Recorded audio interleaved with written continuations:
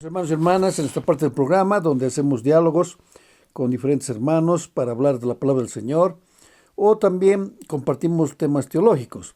Esta vez, queridos hermanos, estando ya festejando la fiesta del Pentecostés, es que nos corresponde hablar sobre esta fiesta cristiana y explicar qué quiere decir el Pentecostés. Como todos sabemos, el Pentecostés se refiere a la venida del Espíritu Santo, a recibir el Espíritu Santo. Y muchos de nosotros ya habremos recibido el Espíritu Santo y muchos otros quisiéramos recibir el Espíritu Santo. Pero para entender qué es recibir el Espíritu Santo, debiéramos conversar un poco, primero, sobre la fiesta del Pentecostés y después sobre propiamente el Espíritu Santo. Recordemos, hermanos, que el Pentecostés o el Domingo de Pentecostés es una fecha donde se celebra el descenso del Espíritu Santo, ¿no? Y el inicio de la actividad de la iglesia. Por eso también se lo conoce como la celebración del Espíritu Santo. La solemnidad o la fiesta de Pentecostés es una fiesta móvil. No tiene fecha fija en el calendario, porque se cuenta después del domingo de Pascua 7 semanas. Y las 7 semanas vienen a ser 50 días, porque el nombre de Pentecostés es, en griego, quiere decir 50, ¿no? 50 o parte 50 de algo, pero quiere decir 50, y por eso es que se cuenta 7 días después de la Pascua el Pentecostés. Y la fiesta del Pentecostés, eso diríamos que es el segundo domingo más importante del año litúrgico en los cristianos. Y acá se tiene la oportunidad de vivir intensamente la relación existente entre la resurrección de Cristo, su ascensión y la venida del Espíritu Santo. Recordemos que nuestro Señor Jesucristo ha resucitado, estuvo 40 días con sus apóstoles y con diferentes hermanos y después ascendió al cielo. Y después de este ascenso viene el Espíritu Santo y se cumple la promesa que nuestro Señor Jesucristo nos da cuando nos dice que nos va a dar un nuevo consolador. Un consolador que será el Espíritu Santo. Pero, ¿qué dice la palabra al respecto? ¿Cómo viene el Espíritu Santo? En Hechos capítulo 2, en la primera parte del 1 al 4 nos dice: Cuando llegó el día de Pentecostés, estaban todos unánimes juntos. Y de repente vino del cielo un estruendo como de un viento recio que soplaba, el cual llenó toda la casa donde estaban sentados. Y se desaparecieron lenguas repartidas como de fuego, asentándose sobre cada uno de ellos. Y fueron todos llenos del Espíritu Santo y comenzaron a hablar en otras lenguas, según el Espíritu les daba que hablasen. Amén.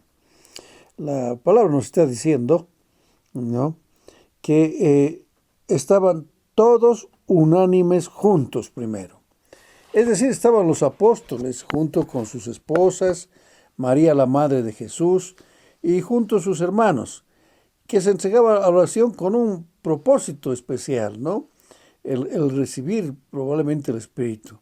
Pero está diciendo la palabra que estaban todos unánimes, es decir, había un sentimiento de unidad entre todos. Había ya una comunidad, había un propósito y había un lugar.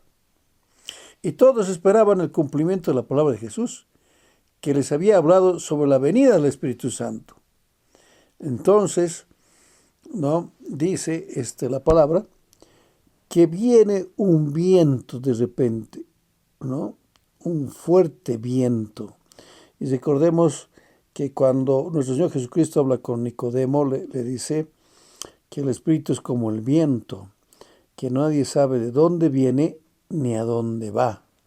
Es un viento. Y al viento nadie lo ve, pero lo siente, lo puede sentir, ¿no? Y por eso hay una comparación con el viento. Se siente el Espíritu. Todo lo que es espiritual se siente, hermanos. Lo que es espiritual no se puede tocar. El Espíritu se siente. Por eso decimos que sentir la espiritualidad es sentir a Dios. Y estos hermanos reciben, ¿no?, el Espíritu, y la palabra dice que aparecen lenguas repartidas como de fuego, asentándose sobre cada uno de ellos. Y habla de un fuego, pero no de un fuego que quema, seguramente de un fuego que da calor, ¿no? Como aquel fuego, recordemos que se presenta en la zarza ardiente, cuando Jehová en el Antiguo Testamento, en el monte Sinaí, habla con Moisés, y la zarza no se quema, es un fuego. El fuego es esa presencia del Espíritu, ¿no? Y el Espíritu les da un don para que hablen otras lenguas según lo que el Espíritu decidía o según el Espíritu les daba. Ese don del Espíritu es el don prometido que se derramó sobre todos ellos, ¿no? No solo sobre los apóstoles, sino en cada uno de los 120 hombres y mujeres que allí se hallaban. Entonces, la palabra dice que Pedro se levantó con ellos, elevó su voz y se dirigió a los que eran judíos, es decir, judíos de nacimiento, así como a todos los demás, ya fueran prosélitos o extranjeros que se encontraban en Jerusalén. Aquí tenemos que hacer una aclaración, hermanos, porque para el Pentecostés era también una fiesta judía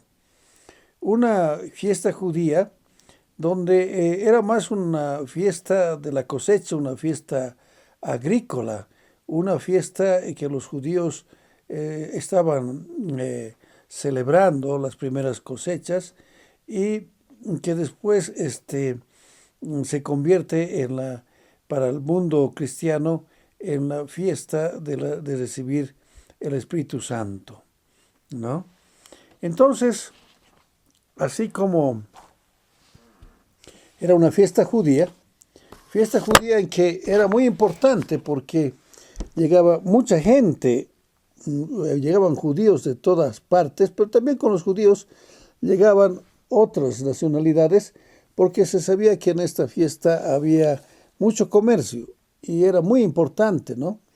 Porque entonces en ese comercio la gente podía hacer sus negocios y podía seguramente compartir también esta fiesta con otros que no eran precisamente judíos, ¿no? Y de todas las fiestas del año judío, esta era una de las que atraía también a un mayor número de peregrinos de tierras distantes. Venían de diferentes naciones, venían de todo lado, ¿no? Por eso se reunían muchos peregrinos extranjeros en Jerusalén para la fiesta. Y la palabra nos dice que como ellos hablan diferentes lenguas, pero acá tenemos que aclarar, son lenguas que entienden las demás personas y se quedan atónitos y se preguntan cómo podían hablar estos otras lenguas si nunca habían estudiado ni nunca habían compartido esa lengua.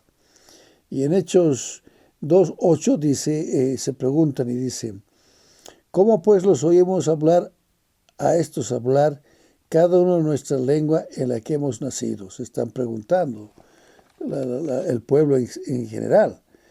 Partos, dice, medos, elamitas, y los que habitamos en Mesopotamia, en Judea, en Capadocia, en el Ponto y en Asia, en Frigia, en Panfilia, en Egipto y en las regiones de África, más allá del Cirene, y romanos aquí residentes, tanto judíos como prosélitos, cretenses y árabes, les oímos hablar en nuestras lenguas las maravillas de Dios, y estaban todos atónitos y perplejos.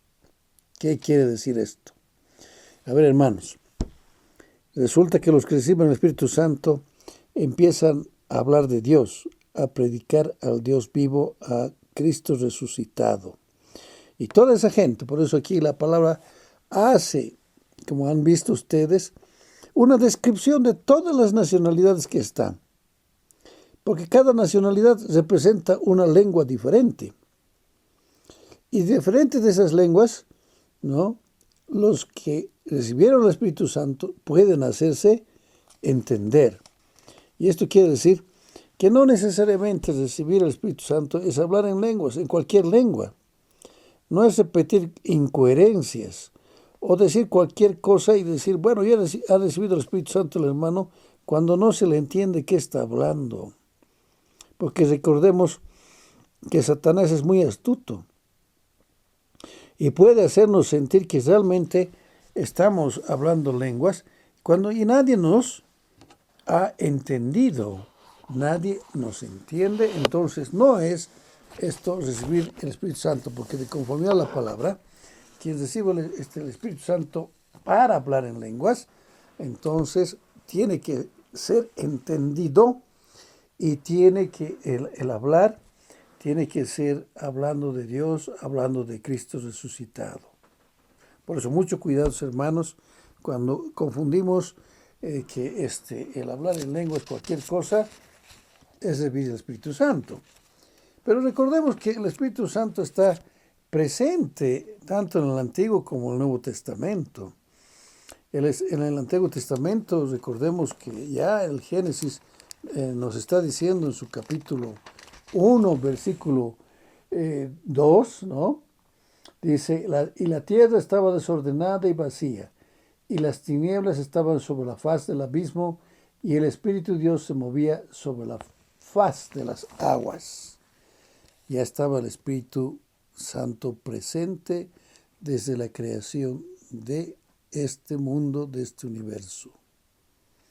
Y es más, todavía cuando Juan el Bautista predica y anuncia la llegada de nuestro Señor Jesucristo, él está diciendo que él está bautizando con agua, pero el que viene detrás va a bautizar con el Espíritu Santo, ¿no? Entonces, esto es algo que ya lo decía Juan, ¿no? Que él no es más que la voz que clama en el desierto, pero que él solo va a bautizar con agua para arrepentimiento, pero el que viene más detrás de él, es decir, nuestro Señor Jesucristo, nos bautizará en el Espíritu Santo.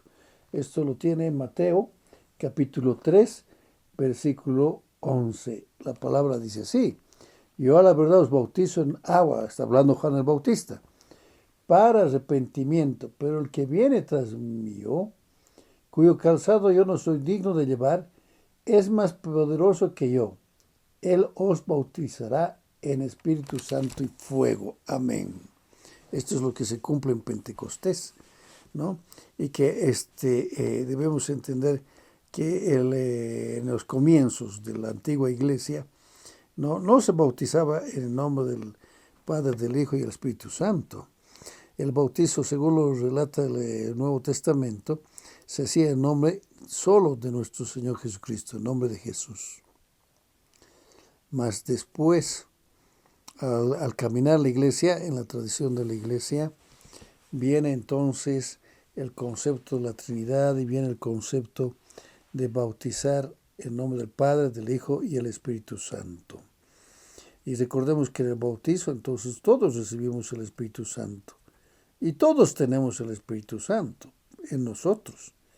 Pero otra cosa es caminar con el Espíritu Santo. Recibirlo es caminar con el Espíritu Santo. Hacer los mandamientos del Señor es estar con el Espíritu Santo. Pero si seguimos con la historia, vamos a ver que cuando llega el concepto del Espíritu Santo, es cuando llega el concepto del credo de los apóstoles. El primer credo, donde ya se consolida la figura de la Trinidad. Y recordemos que la figura de la Trinidad es Dios Padre, Dios Hijo y Dios Espíritu Santo en uno solo. El Espíritu Santo está presente, ¿no?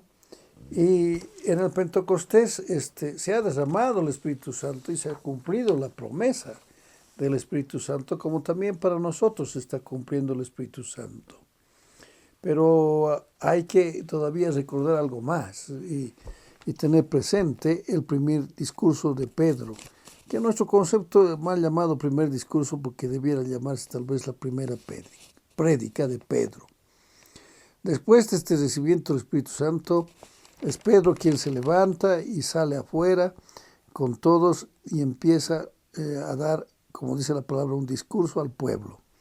Y hace toda una relación para el pueblo judío desde que nuestro Señor habla con el profeta Joel y les replica con mucha valentía Pedro, les señala y les dice: ustedes, varones israelitas, no han escuchado las palabras de Jesús, y ustedes lo han entregado y ustedes lo han crucificado, ¿no? Es decir, hay que tener mucha valentía, como lo tuvo Pedro, ¿no?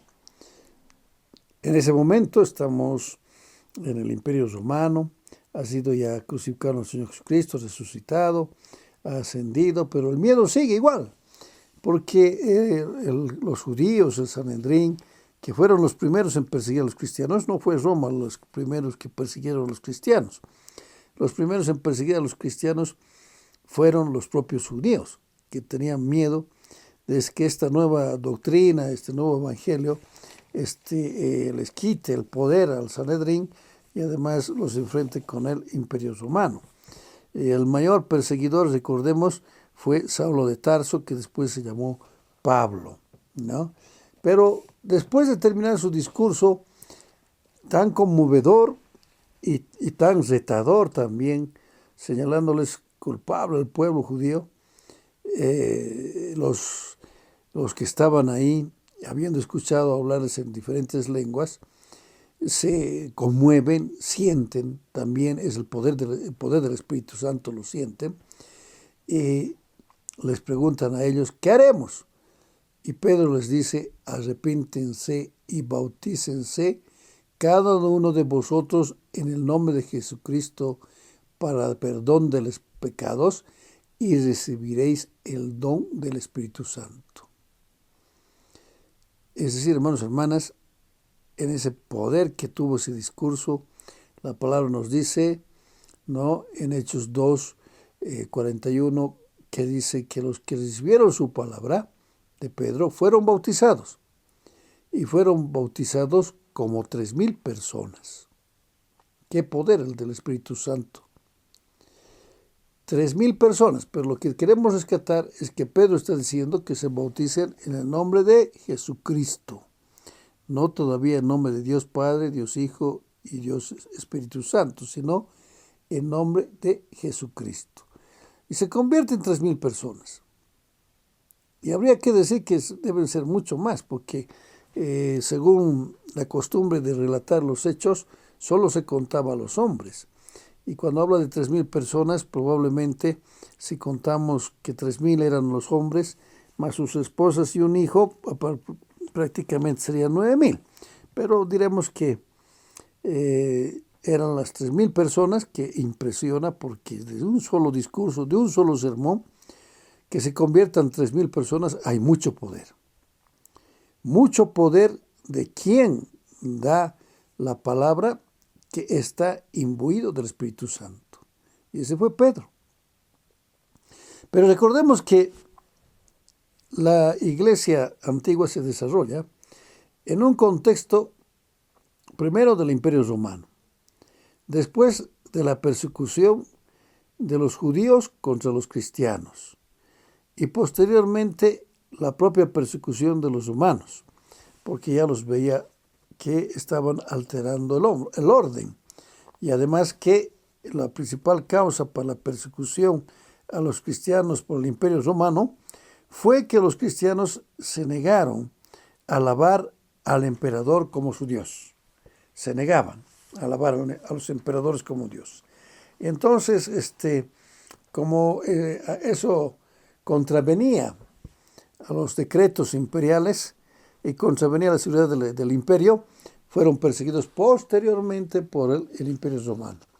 Y en todas esas persecuciones y en todo ese llevar la palabra del Señor, evangelizar, llevar a diferentes comunidades y vencer a un imperio que tenía el poder de la espada, porque hay que recordar, queridos hermanos, que Roma no andaba con contemplaciones, tenía el poder de sus ejércitos, el poder de la espada, pero sin embargo fue vencido por la prédica de los hermanos apóstoles, los primeros líderes de la iglesia, que fueron prácticamente la mayoría martirizados y muertos, pero por ese poder del Espíritu Santo pudieron convertir a todo el imperio hasta obligar a un Constantino, un emperador romano, a declarar que la religión cristiana era permitido y a devolver los bienes a la iglesia cristiana.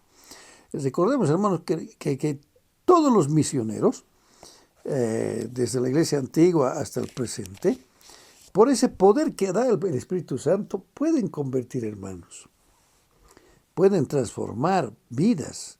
Y actualmente por ese poder podemos transformar nuestras vidas y otras vidas de los demás. Y podemos vencer al mal por ese poder. Porque el poder del Espíritu Santo que fue dado por el Señor nos da esa fuerza. Pero también no debemos contristar al Espíritu Santo, porque todos tenemos al Espíritu Santo, pero no todos lo hemos escuchado, ¿no? Ni todos estamos trabajando de conformidad al Espíritu Santo, sino que el Espíritu Santo, ¿no? Debe ser escuchado y debe ser obedecido, ¿no? Pero aquí también tenemos que hablar de algo más. El Espíritu Santo solo era para los mayores, solo era para los menores, solo eran para los bautizados. Recordemos que Pablo recibe a Cristo, recibe el Espíritu Santo y después es bautizado.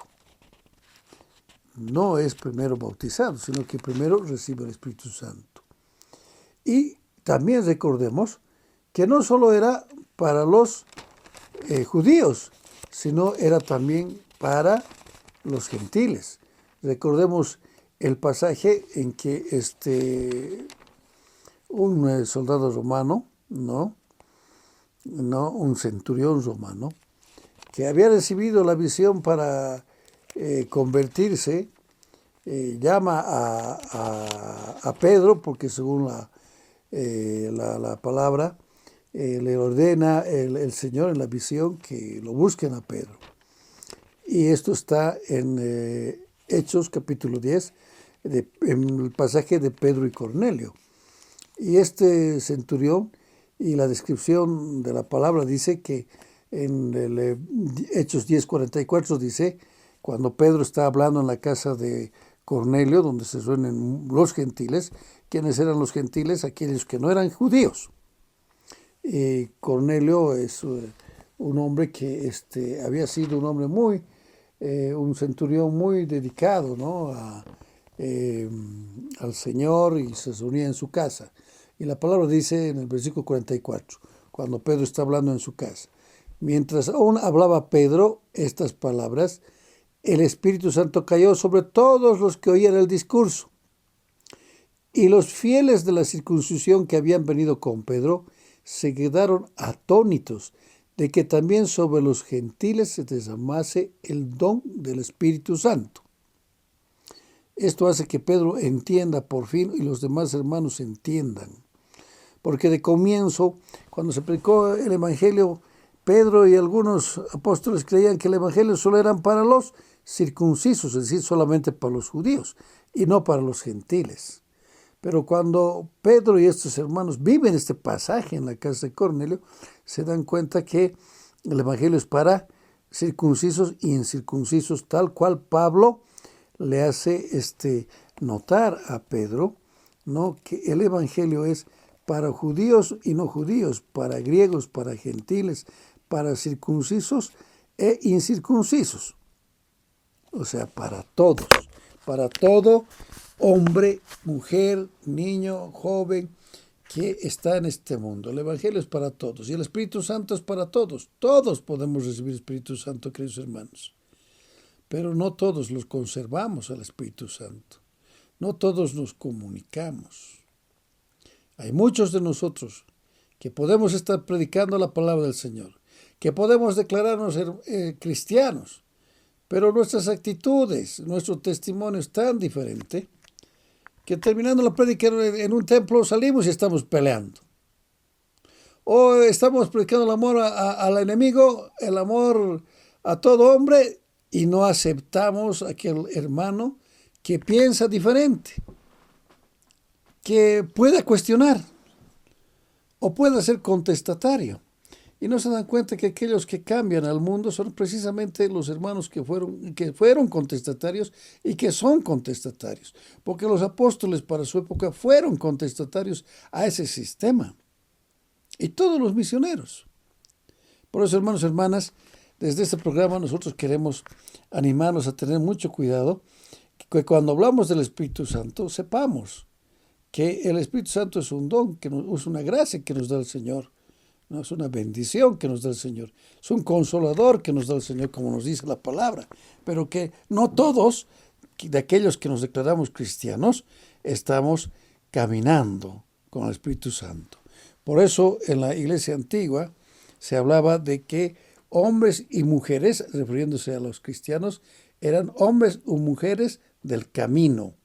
De aquel camino porque eran peregrinos, eran misioneros, eran del camino, vivían en el camino los primeros cristianos. Hermanos y hermanas, después de esta reflexión, quisiéramos que todos festejemos este Pentecostés, ¿no? Dando gracias al Señor por haber recibido el Consolador del Espíritu Santo. Y que reflexionemos cuánto hacemos nosotros para tener la gracia del Espíritu Santo. Que el Señor les bendiga, queridos hermanos. Amén.